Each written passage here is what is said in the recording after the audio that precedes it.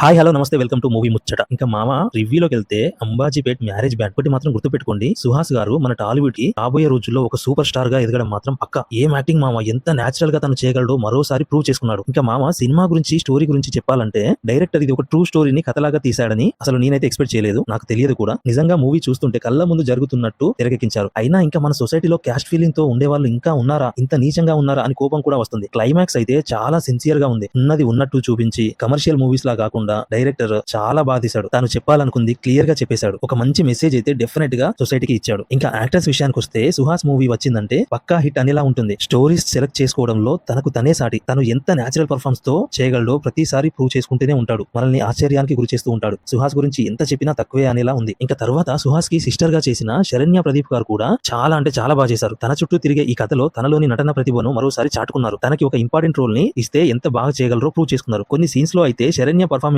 కి క్లాప్స్ కొట్టడం పక్కా థియేటర్ లో. ఇంకా నెక్స్ట్ హీరోయిన్ గా చేసిన శివాని గారు కూడా చాలా బాగా చేశారు. ఫస్ట్ హాఫ్ లో సుహాస్ అండ్ శివాని మధ్య వచ్చే లవ్ సీన్స్ చాలా బాగుంటాయి. వాళ్ళిద్దరి మధ్య స్క్రీన్ ప్రెజెన్స్ చాలా చాలా బాగుంది. ఇంకా హీరో ఫ్రెండ్ గా చేసిన పుష్ప మూవీ యాక్టర్ కేశవ బాగా చేశాడు. విలన్ గా చేసిన నితీష్ గారు కూడా ఆడియన్స్ కి కోపం తెప్పించే అంతల ఇన్వాల్వ్మెంట్ తో తన క్యారెక్టర్ చేశాడు. ఇంకా ఈ మూవీకి మ్యూజిక్ చాలా పెద్ద ప్లస్ పాయింట్. శేఖర్ చంద్ర గారు ఇరగదీశారు. సాంగ్స్ బాగున్నాయి. బ్యాక్గ్రౌండ్ స్కోర్ చాలా బాగుంది. సుహాస్ శివాని మధ్య వచ్చే లవ్ సీన్స్ లో చాలా చాలా బాగుంది మ్యూజిక్. ఫైనల్ గా మామ డైరెక్టర్ దుష్యంత్ గారికి అయితే హ్యాట్స్ ఆఫ్ చెప్పాల్సిందే. ఫైనల్ గా అంబాజీపేట్ మ్యారేజ్ బ్యాండ్ మోత మోగింది, దద్దరిల్లిపోయింది థియేటర్ లో. ఇది మామ మ్యాటర్. సినిమా బాగుండాలి. జై హింద్.